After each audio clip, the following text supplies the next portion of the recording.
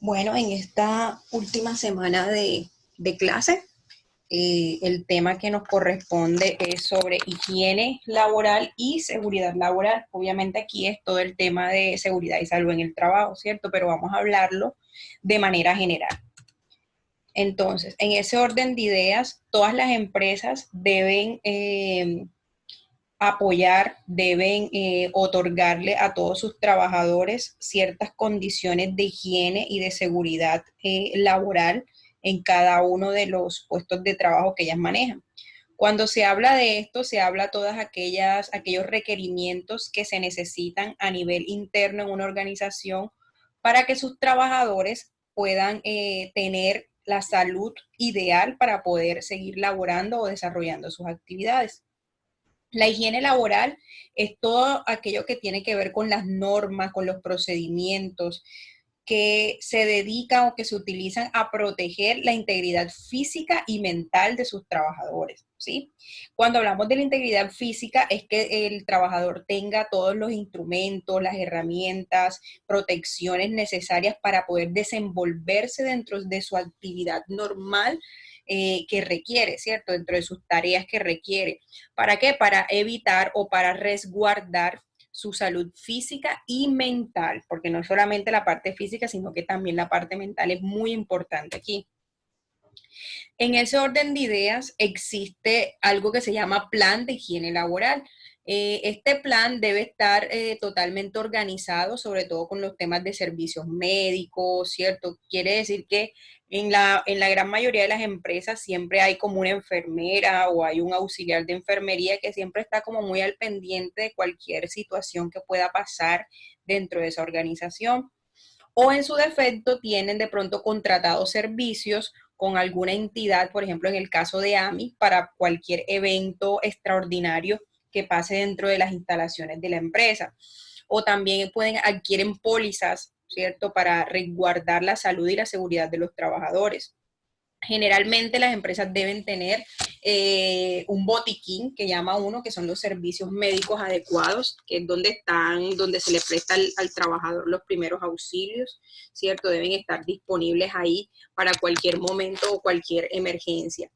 Y también los trabajadores deben estar obviamente afiliados a su sistema de salud. Esto también va muy de la mano con la seguridad y las prestaciones sociales, ¿cierto? Porque va muy de la mano. Las empresas tienen que pagarle sí o sí al trabajador la ARL, ¿cierto? Que es lo que garantiza que dentro de sus labores las personas no estén expuestas o cualquier accidente que ocasionen durante su diario normal dentro de un puesto de trabajo, pues puedan ser respaldados por esta ARL o en su defecto por el seguro médico.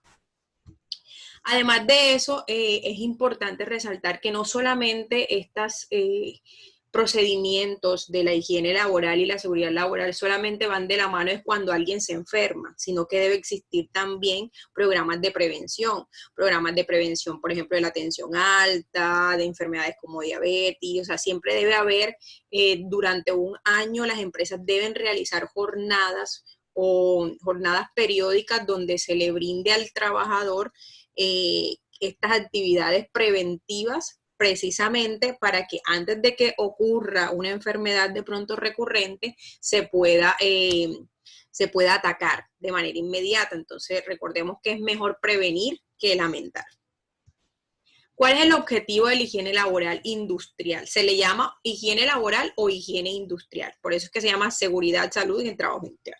Entonces, ¿por qué? Porque es algo que es totalmente preventivo. ¿Sí? Es preventivo. Lo ideal es que el trabajador no tenga ninguna enfermedad, ¿cierto? Que le cause ausencia provisional o definitiva del trabajo, porque obviamente eso acarrea más gastos para la empresa, porque es la incapacidad y es no tener a una persona en ese puesto de trabajo, entonces eso genera ciertos inconvenientes que a ninguna entidad le favorece. Entonces, por eso es que la higiene industrial lo que busca es eso, es generar esas estrategias precisamente para mitigar que los trabajadores se enfermen.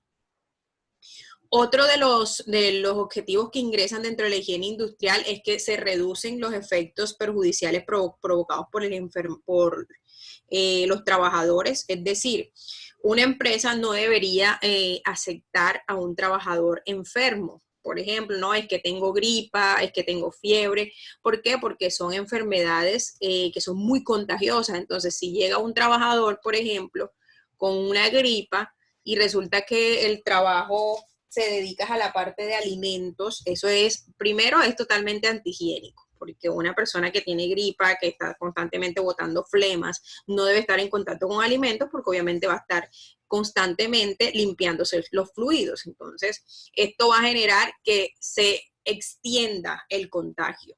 Entonces, es preferible tomar ciertas medidas, como el uso del tapabocas, el lavado constante de manos, ¿cierto? Preferiblemente aislar a la persona de pronto a una oficina donde no esté en contacto, porque si estornuda, pues ahí se van a esparcir todos los virus. Entonces, lo ideal es minimizar todos estos riesgos. Se previenen enfermedades y lesiones graves en el caso de que sea una empresa que amerite mucha maquinaria de pronto.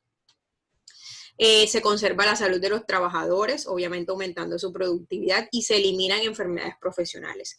Hay enfermedades que son muy comunes en algunas profesiones. Por ejemplo, las personas que estamos, en mi caso, que estamos muy en contacto con el tema del computador, tenemos el túnel carpiano, ¿cierto? Que siempre va a estar ahí por el tema del uso del mouse, también la vista, por estar cerca de pantallas, inclusive la espalda, porque de pronto las sillas no son totalmente cómodas, entonces esto va a ocasionar que se generen ciertas enfermedades profesionales. Sin embargo, estas enfermedades no están contempladas dentro de los riesgos porque se consideran que son enfermedades mínimas, pero hay otras enfermedades, por ejemplo, las personas que están constantemente en el sector manufacturero, que de pronto hay muchas máquinas y hay muchos ruidos, esas personas pueden tender a perder el sistema auditivo, porque obviamente van a estar expuestos a niveles de ruido, decibeles de ruido muy altos, que va a ocasionar que los oídos dejen de funcionar en cierto tiempo. Ellos, aunque utilizan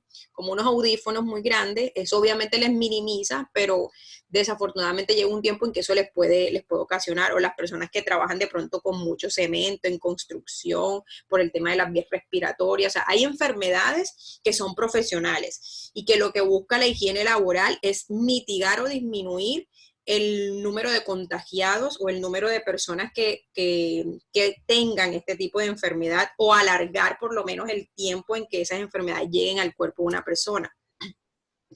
Por lo tanto, es necesario generar ciertas condiciones, ciertas condiciones en el trabajo que favorezcan todo el tema de la realización, condiciones ambientales, condiciones de tiempo y condiciones sociales. Dentro de las condiciones ambientales está todo el tema de la iluminación, del ruido, de la temperatura, de la humedad. O sea, son condiciones que el trabajador, que la empresa debe darle al trabajador un lugar adecuado, ¿sí? Una iluminación adecuada. El ruido debe estar en los decibeles normales, la temperatura también, la humedad. Una persona, por ejemplo, que está trabajando en un lugar donde, aquí en Montería, por ejemplo, que hace mucho calor en algunas, bueno, la mayoría de las veces. Imagínense una persona trabajando en un lugar donde no haya ventilador, donde no tengan aire acondicionado. O sea, esa persona se asa ahí literalmente. Entonces, las condiciones ambientales deben ser las ideales, deben ser condiciones ideales, y la empresa debe generar esas condiciones.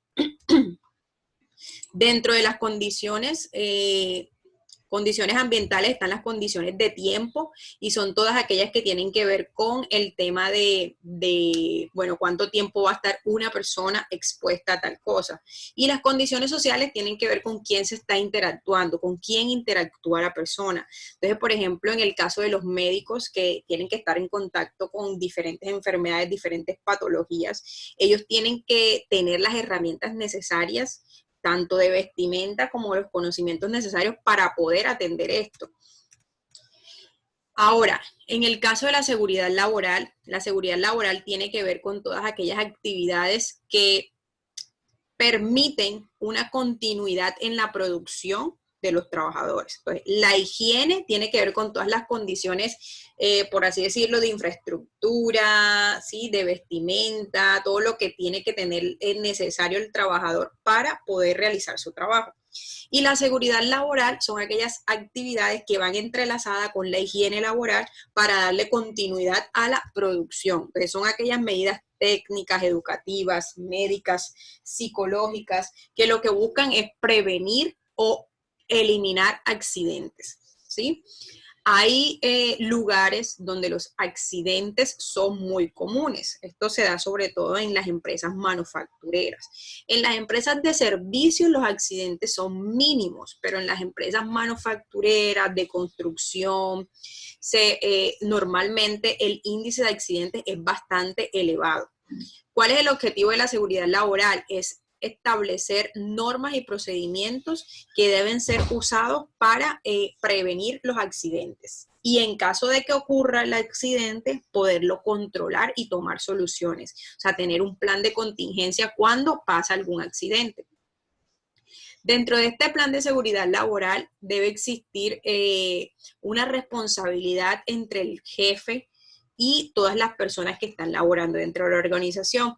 ¿Qué quiere decir esto? Hay muchas veces que ocurre un accidente y resulta que ni el dueño de la empresa tiene que ver, ni el trabajador tiene que ver, entonces se están como tirando la pelotica y no se sabe al fin de cuentas quién va a responsabilizarse de esto. Sin embargo, si un trabajador dentro de su jornada laboral le ocurre un accidente, normalmente la ARL o el seguro o lo que tenga el trabajador que la empresa haya contratado debe respaldar lo que al trabajador le ocasione o lo que el trabajador tenga. Pero hay algo muy particular y es que hay muchos empleadores que se rigen mucho de las funciones. Entonces, por ejemplo, no es que tus funciones son dar clases, por ejemplo, tu función no era montarte en la ventana y tú te caíste montando la ventana. Entonces hay muchos como que se ríen de que si tú no estás haciendo lo que a ti te mandan, pero resulta que tú te accidentaste allí, pues lo siento, ya es una responsabilidad mía. Entonces eso hay como debe manejarse un equilibrio entre lo éticamente correcto y lo legalmente correcto. Entonces ahí es donde uno debe preguntarse, bueno, pero es mi trabajador y si a él le pasa algo, pues va a ser un puesto laboral que está aquí, de pronto pueden venir demandas, de pronto, o sea, cualquier cosa, o por el simple hecho de la buena fe, uno le ayuda a esa persona. Entonces es como mantener el equilibrio entre lo éticamente correcto y lo legalmente correcto. Este plan de seguridad debe tener en cuenta que la persona se adapte, ¿sí? Es decir, si ocasiona un accidente, por ejemplo, la empresa tiene que estar capacitada para tener un plan B para mitigar este accidente. Y el trabajador o la persona que se accidenta también para tomar en cuenta las medidas pertinentes para mejorar eso. ¿Cuáles son las principales actividades de la seguridad laboral? La primera actividad tiene que ver con todo el tema de la prevención de accidentes, ¿sí? Es una de las cosas más importantes de la seguridad laboral, es prevenir los accidentes. Existen dos tipos de accidentes, accidentes sin ausencia y accidentes con ausencia. Los que son sin ausencia son aquellos que el trabajador se accidenta, pero continúa trabajando o laborando normalmente. Este tipo de accidente se considera de una frecuencia baja y de un nivel de gravedad dependiendo qué fue lo que pasó, ¿cierto? Porque el trabajador se accidentó, se cayó, pero sin embargo no fueron días de incapacidad, por lo tanto él puede regresar al trabajo, entonces no hay ausencia del trabajador, pero hay unas indicaciones médicas que de pronto ya no va a poder realizar ciertas actividades durante cierto tiempo determinado, pero va a seguir laborando. Y están los accidentes con ausencia, que son aquellos que son ocasionados debido a dos resultados. Uno, que es la incapacidad temporal, dependiendo del accidente, que va desde un día hasta un número de meses determinado, que debe ser inferior a un año. Y la incapacidad parcial o permanente, que es cuando definitivamente el trabajador no puede volver, no puede regresar al trabajo. ¿sí? Porque de pronto perdió sus miembros o porque de pronto perdió alguna de sus capacidades que le impide volver a su lugar de trabajo. Entonces esto también ocasiona obviamente una incapacidad permanente. Dentro de ese orden de ideas es importante que este tipo de accidentes, los accidentes, sea cual sea, siempre se busquen prevenir, ¿sí? Se busque prevenir todo este tema porque eso ocasiona bastantes pérdidas en las empresas. Generalmente un trabajador que, por ejemplo, haya tenido alguna enfermedad dentro de sus labores o haya perdido algún miembro, la vista o alguna de sus piernas, brazos, generalmente la empresa debe pagarle constantemente a este trabajador, sí o sí. También explicando un poquito más dentro de la capacidad total y permanente, tenemos que va a depender también del tema de los sentidos, ¿cierto? La vista, el olfato, el oído. Entonces, eso es muy importante. Existen unas estadísticas de accidentes que nos indican el porcentaje, por así decirlo, y las medidas que se deben tener en cuenta cuando se ocasiona un accidente. Se dice que el coeficiente de frecuencia de accidentes se mide por el número de accidentes con ausencias por 1.000.000 entre el número de horas trabajadas. ¿Qué significa esto? Que lo que se busca aquí es medir cuántos accidentes con ausencia se generan teniendo en cuenta las horas trabajadas pues de un equipo de trabajo, ¿cierto? Como para mirar en qué nivel o en qué porcentaje se encuentran estos accidentes. ¿Cómo identificar las causas de los accidentes? Lo primero que hay que hacer es mirar cuál es el agente, es decir, qué fue lo que ocasionó dicho accidente, si fue una maquinaria, o si fue otra persona, o si fue un equipo, ¿cierto? O qué fue lo que pasó, para verificar todo el tema de con qué se lesionó el trabajador. Luego verificar la parte del agente, que va muy relacionado con dónde se obtuvo la lesión, ¿cierto? Que puede ser, por ejemplo, si es algo de producción, si fue que se cortó, estaba de pronto muy afilado el cuchillo o la sierra, o de pronto no lo tomó de la manera correcta, en fin. Y las condiciones inseguras. Hay que verificar si las condiciones del lugar son las requeridas para laborar. Esto sobre todo se da en aquellas empresas manufactureras, por ejemplo, si hay una empresa, pongámosle Frigosinú, que es una empresa donde manejan muchos equipos, bastantes equipos de alto riesgo, porque hay equipos que manejan temperaturas altas, también están las sierras, que son muy cortopulsantes. Entonces, si hay uno de estos equipos que, por ejemplo, el trabajador se distrae, o el trabajador se resbala porque maneja mucho líquido o se resbala, esas son las condiciones que debe manejar la empresa, que debe controlar la empresa para evitar que se caigan. Entonces, por ejemplo, las botas de caucho que utilizan ellos deben ser antideslizantes para que no se resbalen, para evitar eso. Entonces, los agujeros, de pronto siempre en algunas empresas hay como muritos y a veces los muritos no se ven, entonces una persona se puede tropezar con el muro y se puede caer. También está el tema de los cables pelados, que la iluminación, o sea, se debe generar un ambiente totalmente ideal para que no ocasione ningún tipo de accidente. Otro aspecto que hay que tener en cuenta para identificar los accidentes es el tipo de accidente, es decir, cómo se accidentó la persona, si fue por contacto, si fue que se resbaló, si fue que se cayó, si fue que fue un accidente, cómo fue. El quinto paso sería el acto inseguro, que es todo lo que tiene que ver con los instrumentos de seguridad, es decir, si el trabajador usó sus guantes, si el trabajador tenía las botas, o sea, si el trabajador cumplía con todo el protocolo de protección adecuado. Y el factor personal de inseguridad, que son las características que tienen que ver con la propia persona. O sea, si fue que de pronto la persona tenía dolor de cabeza, estaba estresado, se le había bajado el azúcar, o sea, de pronto se le bajó el azúcar y el trabajador se desmayó, o sea, ¿qué fue lo que pasó para que de pronto se ocurriera el accidente? Se deben medir todas las formas necesarias. Otro aspecto que se tiene en cuenta en la seguridad es el tema de los robos. Esto más que todo es para las empresas que de pronto manejan materiales que puedan ser propensos a que sean hurtados.